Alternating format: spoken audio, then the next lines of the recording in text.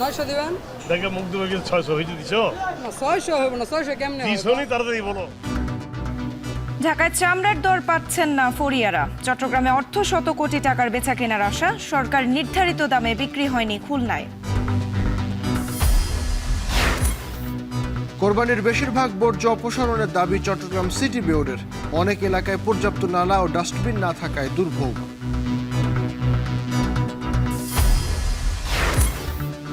কোভিডের নতুন ঢেউ, ভারতে 59 জনের প্রাণহানি, শনাক্তের সংখ্যা প্রায় 6000। থাইল্যান্ডে চলতি বছর 70 জনের মৃত্যু।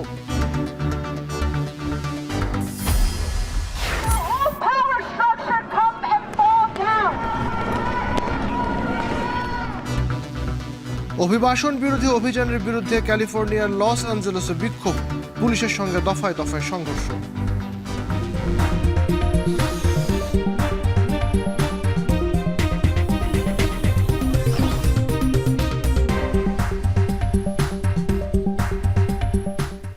স্বাগত এখন সকালে, পুরো আয়োজন জুড়ে সঙ্গে আছি আমরা দুজন, আমি সুমাইয়া রাত্রি এবং আমি নাইম আবির। গেল বছরের তুলনায় সরকারিভাবে চামড়ার দাম বেশি নির্ধারিত হলেও তার প্রতিফলন নেই আড়তে। কোরবানির প্রথম দিনে চামড়ার দর নিম্নমুখী, এতে ক্ষুব্ধ মৌসুমি ব্যবসায়ীরা। আড়তদারদের আশঙ্কা ট্যানারি প্রকৃত দাম দেবে না, এছাড়াও আনুষঙ্গিক খরচেও অজুহাত দিচ্ছেন তারা। রকিবুল রাহাত জানাবেন বিস্তারিত। এখানে 15টা আছে, আমার মাল আছে মোট 30টা। দিছে কি দাম নেবে বলো। আমি বললাম তো হাজার নামায় বলো, যদি তাড়াতাড়ি বলো। 900 দিবেন। হ্যাঁ 900 দিবেন। দেখে মুখ দেবে কিন্তু 600 হইতে দিছো? না 600 হবে না, 600 কেমনে হবে? দিছো নি তাড়াতাড়ি বলো। রাজধানীর লালবাগের পোস্তায় এমন চিত্রই কাঁচা চামড়ার দরের হাল হকিকত জানান দিচ্ছে। কোরবানির প্রথম দিন দুপুর থেকেই পোস্তায় রিকশা, ভ্যানে, ট্রাকে করে আসতে থাকে পশুর চামড়া। আকার ভেদে 400 থেকে 900 টাকায় কিনে নেন আড়তদাররা। তবে চামড়া বিক্রিতে অসন্তুষ্ট মৌসুমি ব্যবসায়ী ও মাদ্রাসা এতিমখানা কর্তৃপক্ষ। লবণ ছাড়াটা তো আপনার 1000 টাকা রেট দিবে, তাই না? একটা বড় মাল তো 1000 টাকা দিবে, 300 টাকা নিয়ে লবণ খরচ, কিন্তু ওটাও তো পাচ্ছি না। এবছর 900, 1000, 1100 এরকম যাচ্ছে। এবছর আরো খারাপ। এই যে 700, 750, 800 এভারেজ রেট এটা। সরকারিভাবে কাঁচা চামড়ার দাম আগের তুলনায় বাড়লেও মৌসুমি ব্যবসায়ীরা বলছেন প্রত্যাশা অনুযায়ী দাম পাচ্ছেন না তারা। এতে ক্ষুব্ধ হয়ে চামড়া বিক্রি না করেই ফিরে যাচ্ছেন অনেকে। টিভিতে রেট দেখছি একটা, কিন্তু এখানে আইসা দিকে আরেক রেট।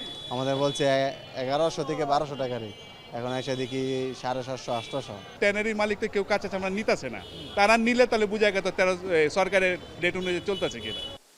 সরকারি নির্ধারিত দামে লবণ দেয়া চামড়া বিক্রি নিয়ে অনিশ্চিত আড়তদাররা। এছাড়াও শ্রমিকদের মজুরি ও লবণের দাম বেশি বলে অভিযোগ তাদের। লেবার কস্ট বাড়ছে, লবণের প্রাইস বাড়ছে, ট্রান্সপোর্টেশন কস্ট বাড়ছে, ওভারঅল খরচ অনেক বেশি। না, সরকার তো উল্টা পুল্টা বললে তো হইব না। সরকার তো যাইছে তাই বলে দিতেছে, বললে তো হইব না। এই এলাকার যে চামড়া ব্যবসায়ী, ওদের সাথে কথা বলতে হবে। কাঁচা চামড়া ব্যবসায়ীদের সংগঠন hide and skin merchants association জানিয়েছে, গতবারের তুলনায় এবার 15 থেকে 20% কম সংগ্রহের লক্ষ্যমাত্রা তাদের। আর আমাদের মার্কেটে 1 লাখের মতো সমাগম হয়েছিল। গতবার পরিসংখ্যান আমাদের কাছে আছে বা 80,000 ম্যাক্সিমাম। এই বছর 10 to 20% কমে যাওয়ার সম্ভাবনা আছে, মাই প্রেডিকশন। 80-85 90 লাখ পর্যন্ত হওয়ার সম্ভাবনা আছে।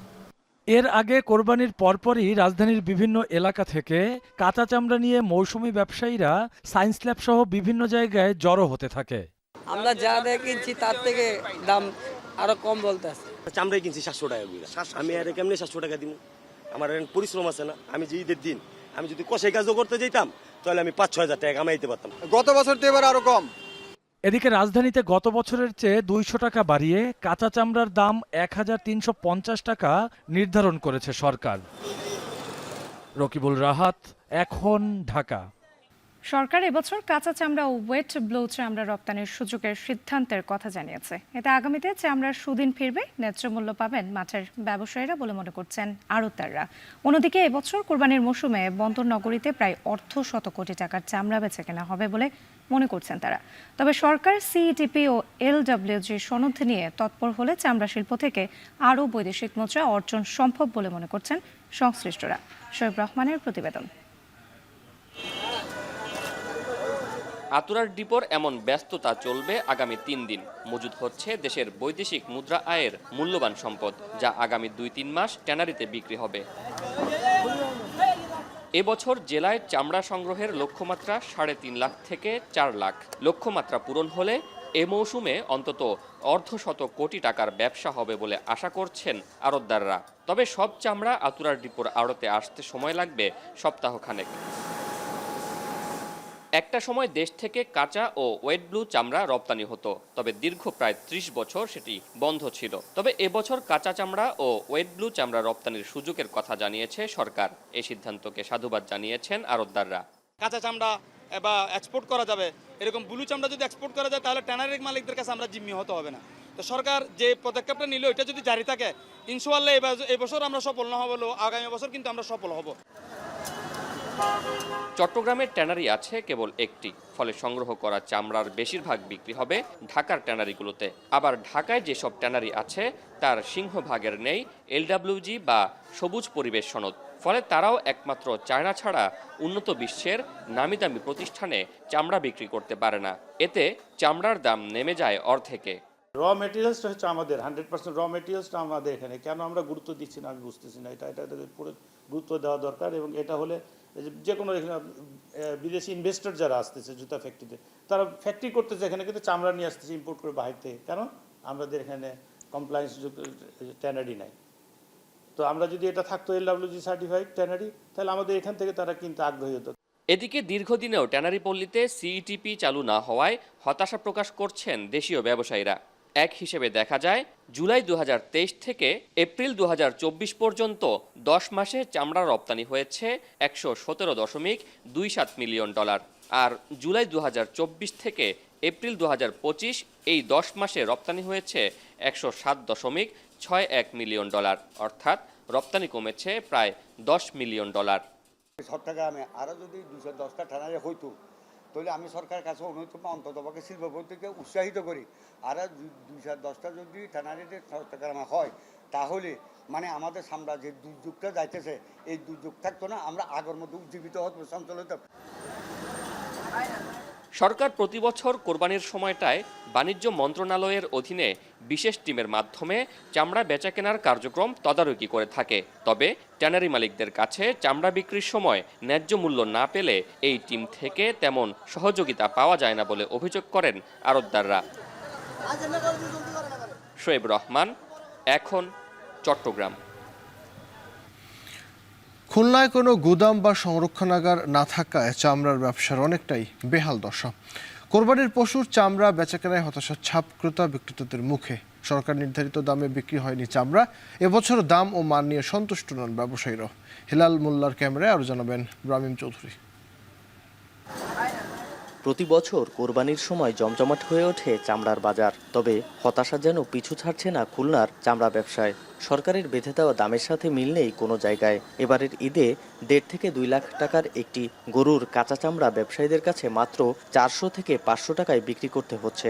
দিনভর বিভিন্ন জায়গা থেকে চামড়া সংগ্রহ করার পর ভালো দাম না পেয়ে ক্ষুব্ধ তারা। যেইভাবে আনা হচ্ছে বিভিন্ন জায়গা থেকে, মানুষের দ্বারা দ্বারা যায় মাদ্রাসার জন্য, কিন্তু আসলে সেইভাবে দামটা, আসলে মূল্য দামটা পাওয়া যাচ্ছে না। আমি বিশেষ করে এখানে 20টা চামড়া নিয়ে আসছি, তো আসলে যেভাবে দাম শুনছি সেরকম কোন দাম এরা দিচ্ছে না।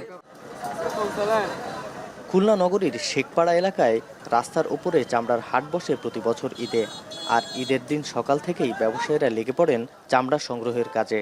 বিভাগীয় শহরে একটি চামড়ার গুদাম বা নির্দিষ্ট স্থান না থাকায় ভোগান্তিতে পড়তে হচ্ছে ব্যবসায়ীদের। এবছর কোরবানির পশুর চামড়ার দাম নিয়ে বিপাকে পড়েছেন ব্যবসায়ীরাও। বিভিন্ন মাদ্রাসা কর্তৃপক্ষ বা ফড়িয়ার কাছ থেকে বেশি দামে চামড়া কিনলেও তা ভালো দামে বিক্রি করতে পারছে না ট্যানারিতে।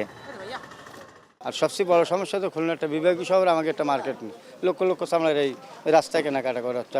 আমি যদি বিক্রি করতে না পারি, যার কাছে দিনের পর দিন আমরা কেনা বেচা করতেছি, তাদের কাছে আমাদের বকেয়া টাকা আছে, তাদের তো কম বেশি কিছু মাল দিতেই হবে। এখন তাদের রেঞ্জের সঙ্গে গভর্নমেন্ট রেঞ্জের বিশাল ডিস্টেন্স। যে রেট দিয়ে গেছে সেই রেট হিসাব করলে তো মনে করেন কোনো ব্যবসা হবে না। আমার আগেও যেভাবে মালের রেট ছিল সেইভাবেই রেট। ত্যাগের মহিমায় কোরবানি, তাই কোরবানির পশুর মাংস থেকে চামড়া সবকিছুরই একটি অংশ যায় দানের খাতায়। এবছর নগরীর বেশিরভাগ কোরবানির পশুর চামড়া দান করা হয়েছে বিভিন্ন মাদ্রাসায়। তবে চামড়ার দাম নিয়ে অনেকটাই হতাশ মাদ্রাসা কর্তৃপক্ষ। যে চামড়ার দাম ছিল সেই সময় 5,000 টাকা 4,000 টাকা, সেই চামড়ায় এই গত 12, 13, 14 বছর 15 বছর গেছে 250 টাকা 200 টাকা এরকম, যার কারণে মানুষের ব্যয় করতে তাদের পিছনে কষ্ট হয়েছে। সবাইকে দেওয়া যায়নি, অনেকে গরিবের ছেলের লেখাপড়াও বাদ দিছে। জেলা প্রশাসক জানান, চলতি বছর চামড়া সংরক্ষণে মাদ্রাসায় দেওয়া হয়েছে প্রায় 100 টন লবণ। এবছর দাম প্রত্যাশিত না হলেও খুলনায় সাশ্রয়ী মূল্যে বিক্রি হচ্ছে চামড়া। দরপতনটা একবারে ভূপতন যেটা বলে সেটা হয়নি, একটা সামঞ্জস্যপূর্ণ দামের মধ্যে খুলনায় চামড়ার বেচাকেনা হচ্ছে। প্রতি বছর খুলনার শেখপাড়া এলাকায় প্রায় 10,000 চামড়া সংগ্রহ করেন ব্যবসায়ীরা। তবে এ সংখ্যা এবার অনেকটাই কমেছে। এদিকে ট্যানারি মালিকদের সাথে সমন্বয় করে দাম ঘোষণার দাবি সব পক্ষের। রামিম চৌধুরী, এখন খুলনা। কোরবানির পশুর চামড়ার বাজারে এবারও ধস নেমেছে। 200 টাকা থেকে সর্বোচ্চ 800 টাকায় বিক্রি হচ্ছে গরুর চামড়া। ক্রেতা নেই ছাগল ও ভেড়ার চামড়ার। ব্যবসায়ীরা বলছেন, ঢাকার ট্যানারি মালিকদের কাছে তাদের কোটি কোটি টাকা বকেয়া থাকায় এবার বিনিয়োগ করেনি অনেক ব্যবসায়ী। রাজীব সেলিমের প্রতিবেদন। শেষ মুহূর্তেও ক্রেতার দেখা না মেলায় বগুড়ার চামড়া গুদাম এলাকায় চামড়া বিক্রি করতে আসেন অনেকেই। ক্রেতা সংকটে দিনভর বাড়ির উঠান ও মাদ্রাসা প্রাঙ্গণে পড়েছিল কোরবানির পশুর চামড়া। বাদুরতলা চামড়া গুদাম এলাকায় গরুর চামড়ার কিছুটা দাম পেলেও মূল্যহীন ছাগলের চামড়া। কাঙ্ক্ষিত দাম না পাওয়ায় চরম অসন্তোষ বিক্রেতারা। আমাদের ওখানে গরু চামড়া কেনার মতো কোনো লোকই যায় নাই, না যাওয়ার কারণে আমাদের সামের চামড়া আমরা নিয়ে আসলাম বিক্রি করার জন্য। এখন দেখি এখানে কোনো দাম নাই। যেভাবে পত্রপত্রিকায় দেখছিলাম যে সর্বনিম্ন 1300 টাকা, এখন সেই চামড়া নিয়ে আসলে 500, 600, 300, 400 এরকম দাম বলে এই চামড়া ব্যবসায়ীরা। আগের ঈদগুলোতে জেলায় ব্যবসায়ীরা চামড়া কেনার জন্য মৌসুমি ব্যবসায়ীদের অর্থ সরবরাহ করলেও এবছর চামড়ার বাজার ভালো না হওয়ায় বিনিয়োগ করেনি অনেক ব্যবসায়ী। মৌসুমি ব্যবসায়ী যারা চামড়া কিনেছেন, বিক্রি করতে এসে তাদেরও মূলধন হারানোর দশা। এখন আমি গ্রামের উপর চামড়া কিনছি আপনি হচ্ছে 900-800 করে, এখানে বেচলাম 750। চামড়া পিছে আপনি 200-300 টাকা করে লস। খাসির চামড়া কোনো দামই দিচ্ছে না, 5 টাকা পিস দাম করতেছে। বইয়ের গহনা বিক্রি করে ভাই এই চামড়ার একটা দিন ব্যবসা করবো, মৌসুমী ব্যবসায়ী আমি, অবস্থা খারাপ ভাই।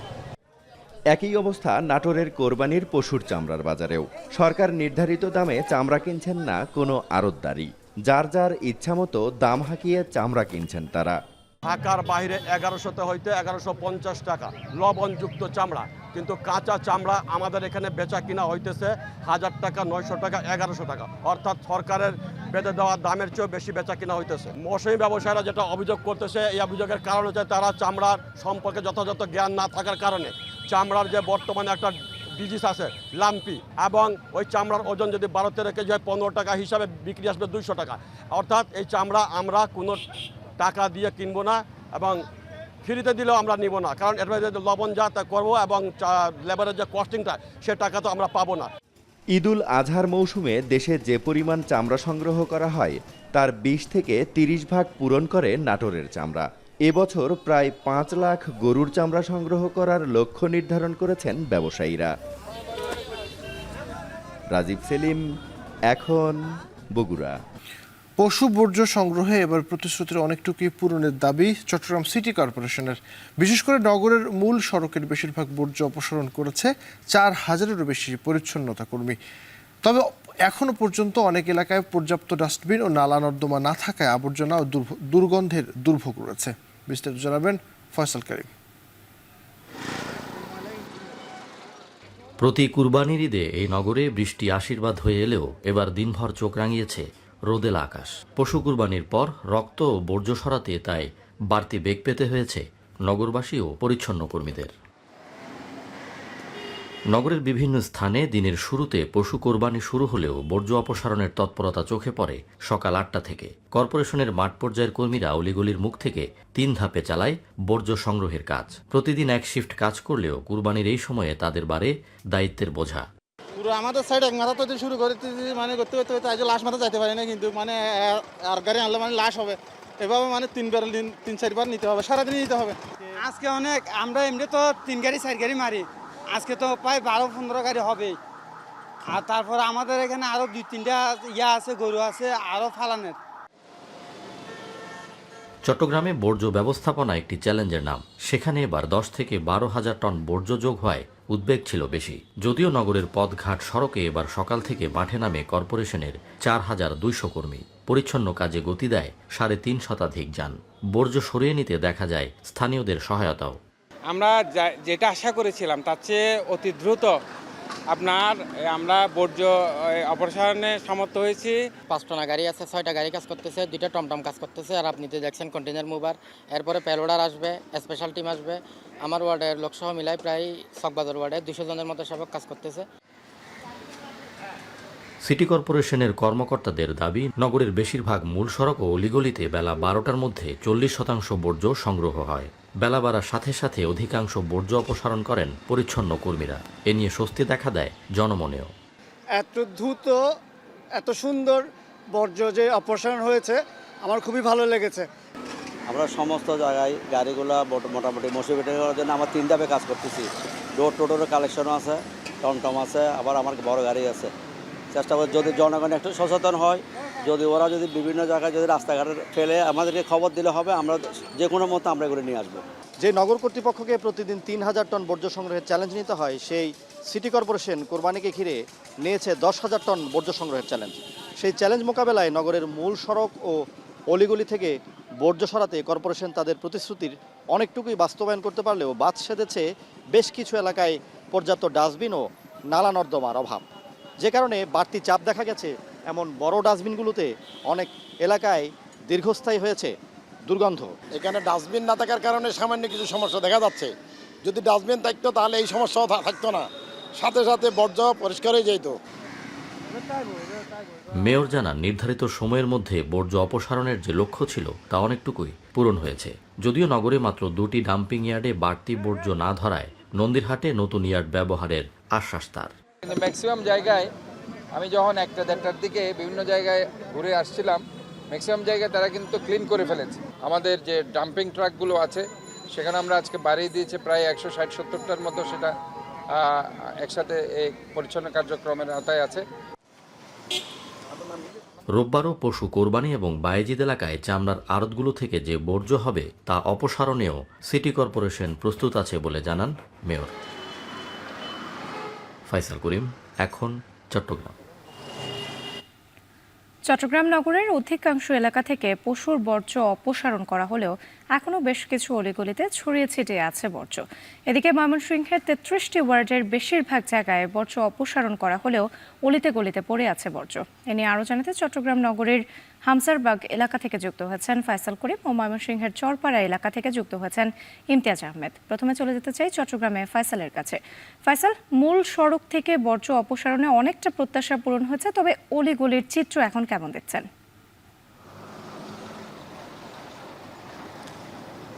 রাত্রে আমরা যেটি দেখেছি, গতকাল সন্ধ্যা 6টায় চট্টগ্রামের মেয়র তাদের যে লক্ষ্যমাত্রা ছিল বিকেল 5টার মধ্যে বর্জ্য অপসারণে, সে লক্ষ্যমাত্রায় সফলতার কথা দাবি করে একটি ঘোষণা দেন। এবং আমরা দেখেছিলাম যে চট্টগ্রামের যে মূল সড়ক কিংবা অলিগলির মুখ থেকে অধিকাংশ বর্জ্য কিন্তু বেলা 3টা থেকে 4টার মধ্যেই সংগ্রহ করে সিটি কর্পোরেশনের কর্মীরা।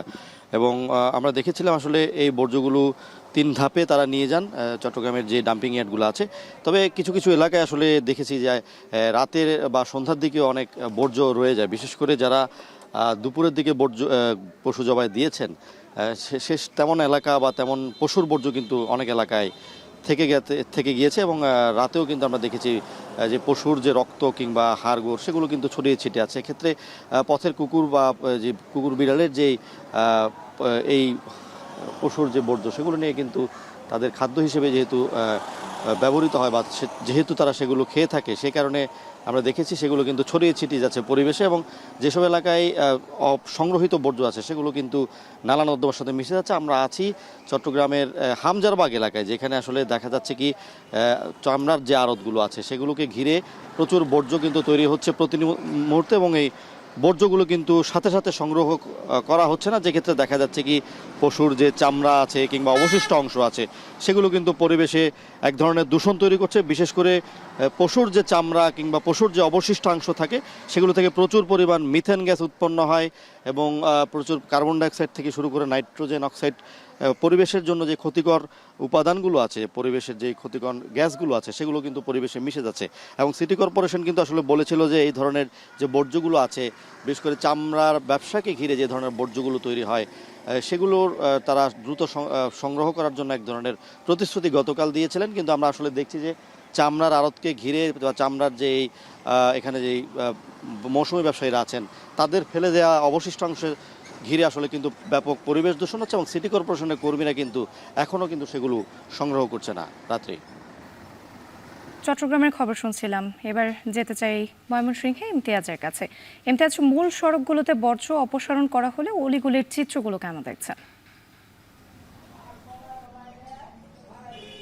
রাত্রি ফয়সাল যে বিষয়টি জানাচ্ছিল খুবই গুরুত্বপূর্ণ বিষয়, একই চিত্র ময়মনসিংহের ক্ষেত্রেও কিন্তু বিদ্যমান। আমরা শহরের যে মূল সড়কগুলো দেখেছি বা কিছু যে অভিজাত এলাকা রয়েছে বা অলিগলি রয়েছে সেই এলাকাগুলোতে পরিষ্কার পরিচ্ছন্ন থাকলেও বেশ কিছু জায়গায় কিন্তু কুরবানি বর্জ্য পড়ে থাকতে দেখেছি। তবে সবচেয়ে যে বড় সমস্যা, বিশেষ করে চামড়ার হাটের যে বর্জ্যগুলো, যেহেতু আমি এখন রয়েছি চামড়াগুদাম এলাকায়, এখানে কার্ডিয়াক হাসপাতাল, বিভিন্ন ডায়াগনস্টিক সেন্টার রয়েছে এবং এই সড়কের দিয়েই কিন্তু হাসপাতালে যাওয়ার একমাত্র রাস্তা।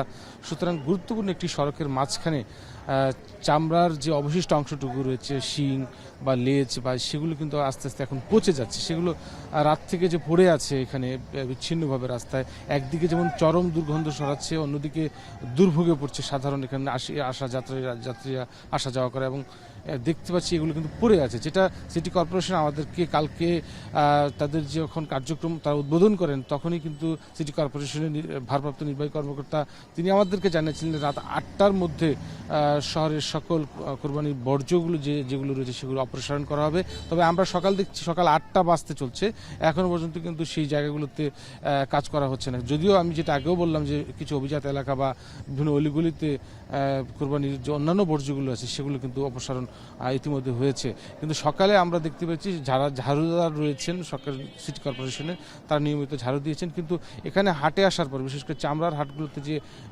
চরম যে দুর্গন্ধ সৃষ্টি হচ্ছে সেই জায়গাগুলোতে যারা এই ব্যবসার সাথে সংশ্লিষ্ট তারাও যেটা বলছেন যে একই দিকে বৃষ্টি থেকে রক্ষা করার জন্য তাদের কোনো ব্যবস্থা নেই, পানির কোনো ব্যবস্থা নেই, সেই সাথে এই যে বর্জ্যগুলো তারা যে ফেলছে সেগুলো যে নিয়ম পাশাপাশি যে নিয়ে যাবে সেই কাজগুলোতে কিন্তু চরম অবস্থাপনা রয়েছে এবং সিটি কর্পোরেশন কখন এগুলো অপসারণ করবে সেটি কিন্তু কেউ আসলে বলতে পারছে না। এবং ময়মনসিংহের এই যে চামড়া গুদাম রয়েছে, পাশাপাশি সৌম্যগঞ্জ বাজারে একটি বড় চামড়ার হাট রয়েছে, সেখানেও কিন্তু বর্জ্য কিন্তু জমা হচ্ছে। সেগুলো দ্রুত অপসারণ না করা হলে আসলে এই জায়গাগুলোতে যতই আসলে রোদ বাড়বে, যতই তাপমাত্রা বাড়বে বা বৃষ্টি যদি বেশি হয়ে যায় সেগুলো কিন্তু একটু পরেই আর কয়েক ঘন্টা পরে কিন্তু পোকা ধরে যাবে এবং তখন কিন্তু আরও ব্যাপক আকারে দুর্গন্ধ ছড়াবে, যেটি স্বাস্থ্যের জন্য খুবই ক্ষতিকর। এবং এই মধ্যে আমরা দেখতে পাচ্ছি যে যারা শ্রমিক রয়েছেন তারা কাজ করছেন, অনেকে এখানে চামড়ার মাংস কেনার জন্য এসেছেন নানানভাবে, সেগুলো কতটুকু স্বাস্থ্যসম্মত এবং অনেক পচা চামড়া এখানে ফেলে রাখা হয়েছে। সুতরাং এই জায়গাগুলোতে অব্যবস্থাপনা রয়েছে, সেই জায়গাগুলোতে দ্রুত আসলে সমাধানের কথা বলছেন সাধারণ যারা নগরবাসী রয়েছেন। পাশাপাশি চামড়ার হাট সংশ্লিষ্ট যারা রয়েছে তারা বলছে যে চামড়ার যে বর্জ্যগুলো রয়েছে সেগুলো খুবই দ্রুত আসলে অপসারণ করা দরকার সিটি কর্পোরেশন। পাশাপাশি অন্যান্য জায়গাগুলোতে বিচ্ছিন্নভাবে যে কিছু কুরবানির বর্জ্য পড়ে আছে সেগুলো অপসারণটা খুবই জরুরি হয়ে পড়েছে। সব মিলিয়ে এই ছিল এখন পর্যন্ত কুরবানির বর্জ্য অপসারণের সর্বশেষ খবর আমার কাছে ময়মনসিংহ থেকে। রাত্রি দেশের মানুষের কাছে সিলেটের পরিচয় প্রবাসী জেলা। মধ্যপ্রাচ্য থেকে ইউরোপ, আমেরিকা সবখানেই এই অঞ্চলের রেমিটেন্স যোদ্ধারা। তবে উন্নত জীবনের তাগিদে বিদেশ যারা থাকেন তাদের ঈদ আনন্দ হয় অনেকটা একা আর একঘেয়ে। তাই তো দেশের অন্যান্য স্থানের মতো সিলেটের অনেক প্রবাসী ঈদে নিজ পরিবারের সাথে সময় কাটাতে চান। সিলেটের রায়নগরের এক প্রবাসী পরিবারের সুখ দুঃখের গল্প নিয়ে আরও জানাচ্ছেন সন্দীপন শুভ, আর ছবি তুলেছেন অনিল পাল।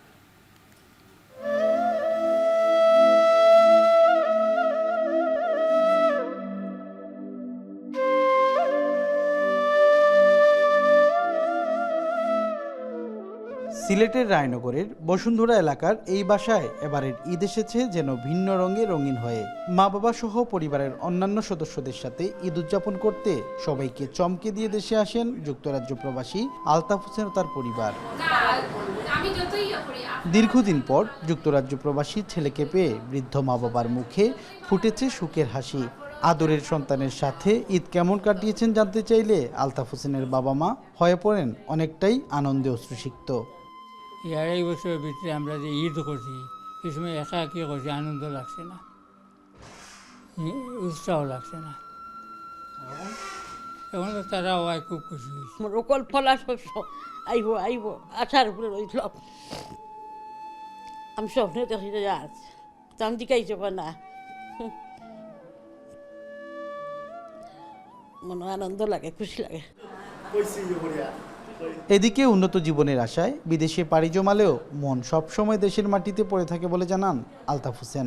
মা বাবা সহ পরিবারের সাথে নিজের জন্মভূমিতে ঈদ করাটা স্বর্গীয় অনুভূতি বলে মনে করেন তিনি। কাজে যাওয়ার পরে যে একটা আর্তনাদ ভিতরে থাকে, একটা কান্নাজোড়া মানে ব্যথা ভিতরে থাকে। দেশের মাটিতে মা বাবাকে রেখে আমি একটা কাজের মধ্যে ঈদ করতেছি, কাজের ফাঁকে ফাঁকে কান্না নিজে কান্না করি। আসলে পৃথিবীতে তো মা বাবাই সেরা।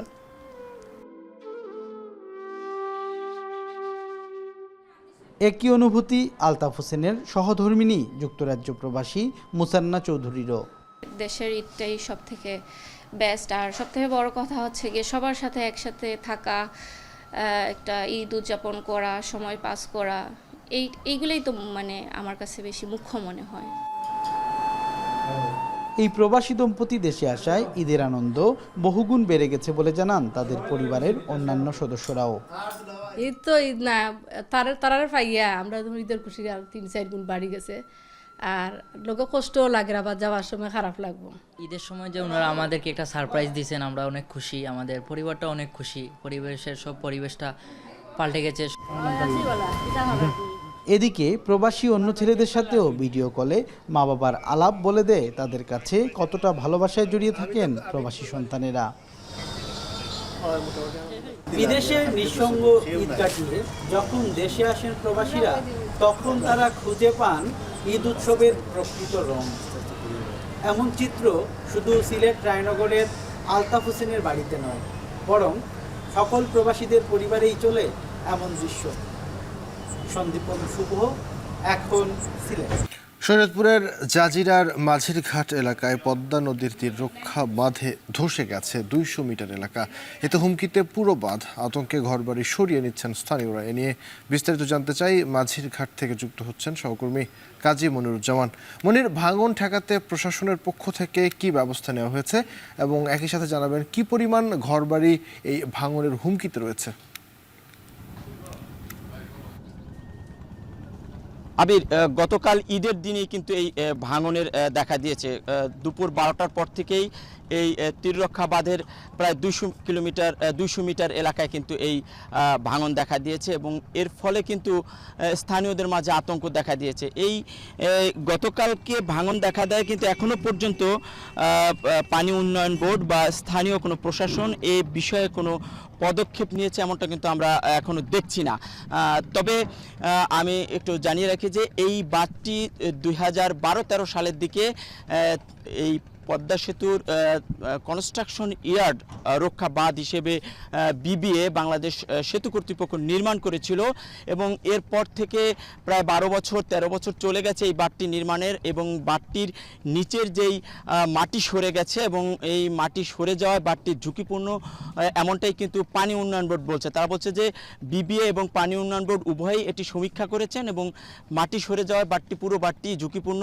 ইতোমধ্যে যে 200 মিটার এলাকা ধসে গেছে, এর মধ্যে নভেম্বরে যে 100 মিটার এলাকা ধসে গেছিল সেখানে কিন্তু একটি প্রকল্প দিয়ে সেখানে জিও ব্যাগ এবং সিসি ব্লক ফেলে সেটা রক্ষার ব্যবস্থা করা হয়েছে। কিন্তু গতকাল যে ঈদের দিনে এই দুইটি অংশে অন্তত যেই ভাঙন দেখা দিয়েছে, সেই ভাঙনে কিন্তু স্থানীয়রা দিশেহারা, তারা কিন্তু আতঙ্কিত।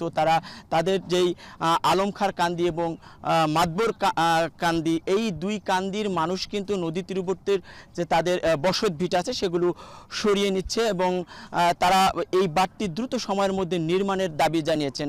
আবির, মূলত পদ্মায় পানি বৃদ্ধি পেয়েছে এবং স্রোত কিন্তু তীব্র স্রোত, যার কারণেই এই তীরবর্তী এলাকায় এই হানা দিচ্ছে নদী এবং এই বাঁধটি কিছুটা দুর্বল, এটা কিন্তু পানি উন্নয়ন বোর্ড তাদের একটি সমীক্ষায় জানিয়েছেন।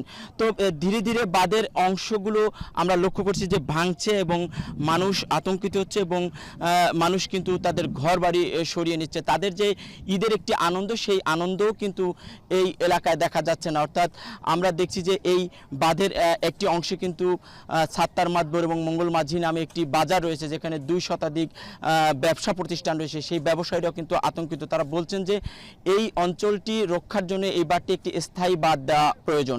আমি কথা বলেছিলাম পানি উন্নয়ন বোর্ডের নির্বাহী প্রকৌশলীর সাথে, তিনি বলেছেন যে আসলে এই বাঁধটি নির্মাণের জন্য তারা একটি প্রকল্প প্রস্তাবনা পাঠিয়েছেন মন্ত্রণালয়ে এবং সেই প্রকল্পটি অনুমোদন পেলেই এই বাঁধটি স্থায়ীভাবে বা মজবুতিকরণ করা হবে। তো এই ছিল আমার কাছে আবির। কোভিড-19-এর নতুন ঢেউয়ে ভারতে প্রাণহানির সংখ্যা বেড়ে দাঁড়িয়েছে 59 জনে। থাইল্যান্ডে প্রাণ হারিয়েছেন কমপক্ষে 70 জন। আক্রান্তের সংখ্যা বাড়তে থাকলেও কোভিড টিকার সবকটি ডোজ নেওয়া ব্যক্তিরা ভাইরাসটি থেকে সুরক্ষিত বলে দাবি বিশেষজ্ঞদের। নাফিয়া আরমান মনন জানাবেন বিস্তারিত। 2 বছর পর প্রত্যাবর্তনের মাধ্যমে ভারত জুড়ে দাপট দেখাচ্ছে কোভিড-19। শ্বাসতন্ত্রের ভাইরাসটিতে আক্রান্তের সংখ্যা বাড়ছে লাফিয়ে লাফিয়ে। গেল 1.5 মাসে জ্বর, সর্দি ও শ্বাসকষ্ট নিয়ে প্রতি মুহূর্তে দেশটির হাসপাতালে আসছেন রোগীরা। আর পরীক্ষার পর মিলছে করোনা ভাইরাসের উপস্থিতি। ভারতের স্বাস্থ্য মন্ত্রণালয়ের তথ্য বলছে 22 মে থেকে শুরু হয়েছে কোভিডের নতুন ঢেউ। এ সময় আক্রান্তের সংখ্যা বেড়েছে 5,500 আর প্রাণ হারিয়েছেন অর্ধশতাধিক মানুষ। কোভিডের নতুন ঢেউয়ের শিকার দেশটির 29টি রাজ্য ও কেন্দ্রশাসিত অঞ্চল। সবচেয়ে বেশি রোগী শনাক্ত হয়েছে কেরালায়, তারপরেই অবস্থান করছে দিল্লি, মহারাষ্ট্র, গুজরাট, তামিলনাড়ু ও কর্ণাটক। রোগীদের শরীরে মিলেছে JN1, XFG, LF7 ও NB1.8.1 সাবভ্যারিয়েন্টের অস্তিত্ব। তবে বিশেষজ্ঞরা বলছেন এগুলো অমিক্রনের মিউটেটেড সাবভ্যারিয়েন্ট, যা কোভিডের অন্যান্য সাবভ্যারিয়েন্টের চেয়ে কম বিপজ্জনক। কোভিড ভ্যাকসিনের সবকটি ডোজ নিয়ে থাকলে সুরক্ষিত থাকা যাবে। এছাড়াও উপসর্গ দেখা দিলে মানতে হবে স্বাস্থ্যবিধি। ये जो कोविड के वैक्सीन की वजह से जो इम्यूनिटी हुआ है, ये स्ट्रेन उस इम्यूनिटी को सुपरसीड करके इन्फेक्ट नहीं कर पा रहा है। तो अगर कोविड इन्फेक्शन होता भी है तो जस्ट प्रिकॉशन लेना है कि हमको 5 days to maximum 7 days isolation, mask पहनना है, सैनिटाइजेशन आइदर बाय सोप, बाहर रहने से हैंड सैनिटाइजर पॉकेट में रखना है। ভারত ছাড়াও কোভিডের অস্তিত্ব পাওয়া গেছে দক্ষিণ পূর্ব এশিয়ার বেশ কয়েকটি দেশে। চলতি মাসের প্রথম 2 দিনে থাইল্যান্ডে শনাক্ত হয়েছে 28,000-এর বেশি নতুন রোগী। মৃত্যুর সংখ্যা ছাড়িয়েছে অর্ধশতাধিক। উপসর্গ দেখা মাত্রই হাসপাতালে ভর্তির পরামর্শ দিয়েছে দেশটির স্বাস্থ্য মন্ত্রণালয়। এছাড়াও ভিয়েতনাম, চীন, অস্ট্রেলিয়া, যুক্তরাষ্ট্র ও যুক্তরাজ্যেও মিলেছে ভাইরাসের উপস্থিতি। নাফিয়া আরমান মনন, এখন বিশ্ব। ক্যালিফোর্নিয়ার লস অ্যাঞ্জেলেসে অভিবাসন বিরোধী অভিযানে বিক্ষোভকারীদের সঙ্গে নিরাপত্তা কর্মীদের ভয়াবহ সংঘর্ষ হয়েছে। মার্কিন সরকারের ইমিগ্রেশন অ্যান্ড কাস্টমস এনফোর্সমেন্টের বিরুদ্ধে 2 দিন ধরে চলমান এই বিক্ষোভে বিক্ষোভকারীদের ছত্রভঙ্গ করতে টিয়ার গ্যাস, রাবার বুলেট নিক্ষেপ করে পুলিশ। হোয়াইট হাউস বলছে এই ধরনের অস্থিতিশীলতা নিঃসন্দেহে যুক্তরাষ্ট্রকে অনিরাপদ করছে। বিক্ষোভের প্রথম দিনেই 44 জনকে গ্রেপ্তার করা হয়। আইস জানায় এ সময় সরকারি ভবন ঘিরে রেখেছিল অন্তত 1000 বিক্ষোভকারী। ক্ষমতা এসেই রেকর্ড সংখ্যক অবৈধ অভিবাসীকে দেশ ছাড়া করতে নানা উদ্যোগ নিয়েছে ট্রাম্প প্রশাসন। হোয়াইট হাউসের নির্দেশনা অনুযায়ী আইসকে একদিনে অন্তত 3000 অবৈধ অভিবাসীকে আটকের নির্দেশ দেওয়া হয়েছে।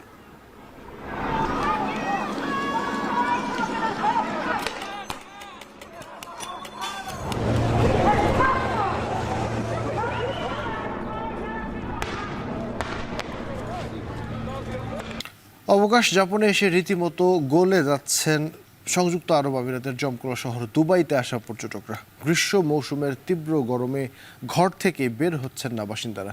জুলাই আগস্ট মধ্যপ্রাচ্যের এই দেশটি সবচেয়ে উষ্ণ জল মৌসুম হলেও এবার জুনেই দুবাই, আবুধাবি সহ বিভিন্ন শহরে তাপমাত্রা ওঠানামা করছে 36 থেকে 39 ডিগ্রি সেলসিয়াসের মধ্যে। এমন অবস্থায় ঘুরতে এসে পর্যটকরা পড়ে গেছেন চরম বিপাকে। আর জানাবেন ঈশিতা ব্রহ্ম।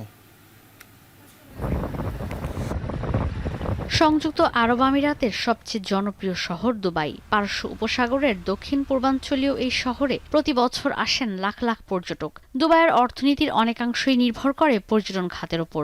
সব মৌসুমেই বিলাসবহুল এই শহরে পর্যটকদের ভিড় লেগে থাকলেও এবারের গ্রীষ্ম মৌসুমে পর্যটকরা ঘুরতে এসে পড়েছেন চরম বিপাকে। বিশাল সমুদ্র সৈকত আর বাইরের পর্যটন কেন্দ্রগুলো জনশূন্য হতে শুরু করেছে, কারণ গ্রীষ্মের গরম এবার মাত্রা ছাড়িয়েছে। I was a bit disappointed when we just arrived because it's way too hot and it's not that bright as I've been here last time. It was like a bit better, but she's very excited and satisfied. She likes it so much. So yeah, whenever I have an opportunity, I escape Dubai for summertime because today is around 37, but it's going to be worse very soon. It's going to be like around 50, 47. So if people have an opportunity to escape Dubai heat, সমুদ্র সৈকতের বালুচরের ছাতাগুলোর নিচে নেই কোনো মানুষ, একরকম ফাঁকাই পড়ে আছে পুরো সৈকত তীব্র গরমে। তবে দুবাইয়ের মিরাকল গার্ডেন আবার লোকে লোকারণ্য, কিন্তু শহরের ব্যস্ততম পর্যটন কেন্দ্র গ্লোবাল ভিলেজ বন্ধ গ্রীষ্ম মৌসুমের কারণে। 39 degrees. If without this, I am literally melting. So this is how I'm surviving right now. You caught me when I was taking a break, trying to, really just get myself together, and then I might finish the rest of the park. Maybe, I don't know. Yes, I was hoping to visit Global Village, but I think it's out of season, so currently it's closed. So I heard they have really, really nice like country pavilions. You can go around and almost get like a taste of different cultures. So I was really excited about that, but maybe next time. সংযুক্ত আরব আমিরাতের আবহাওয়া অধিদপ্তরের পক্ষ থেকে মে ও June মাসের তাপমাত্রা নিয়ে আগে থেকেই সতর্ক করা হয়েছিল। বলা হয়েছিল বাসিন্দাদের ঘরে থাকতে। مع الجنوبيات والكتل اللي جايه من بحر العرب تزيد لك الحراره وكذلك الرطوبه على المنطقه، فاذا انت كدوله الحين تتاثر بجنوبيات من الربع الخالي من جهه الجنوب الغربي وكذلك জলবায়ু বিজ্ঞানীরা বলছেন বিশ্ব উষ্ণায়নের কারণে গালফ অঞ্চলে তীব্র গরম এখন সাধারণ ঘটনা হয়ে দাঁড়িয়েছে। গেল 4 দশকে বৈশ্বিক তাপমাত্রা 1.5 ডিগ্রি সেলসিয়াস বাড়ায় এই অঞ্চল আরও উষ্ণ হয়ে গেছে। প্রভাব পড়ছে অবকাঠামো, স্বাস্থ্য, পর্যটন, এমনকি মানুষের দৈনন্দিন জীবনেও। ঈশিতা ব্রহ্ম, এখন বিশ্ব। শেষ করছি এখন সকাল। তবে যাওয়ার আগে শিরোনামগুলো আরও একবার। ঢাকায় চামড়ার দর পাচ্ছে না ফরিয়ারা। চট্টগ্রামে অর্ধশত কোটি টাকার বেচা কেনার আশা, সরকার নির্ধারিত দামে বিক্রি হয়নি খুলনায়। কোরবানির বেশিরভাগ বর্জ্য অপসারণের দাবি চট্টগ্রাম সিটি মেয়রের। অনেক এলাকায় পর্যাপ্ত নালা ও ডাস্টবিন না থাকায় দুর্ভোগ।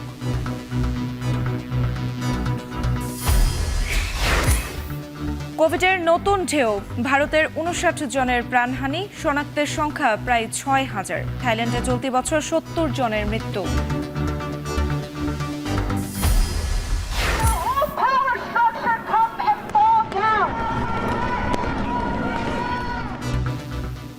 অভিবাসন বিরোধী অভিযানের বিরুদ্ধে ক্যালিফোর্নিয়ার লস অ্যাঞ্জেলেসে বিক্ষোভ, পুলিশের সঙ্গে দফায় দফায় সংঘর্ষ। এই ছিল এখন সকালের আয়োজনে। এখন টেলিভিশন ওয়েবসাইটে দেখতে ভিজিট করুন www.ekon.tv। এছাড়াও ফেসবুকে দেখুন facebook.com/tv.ekon আর ইউটিউবে দেখুন youtube.com/c/ekhon tv।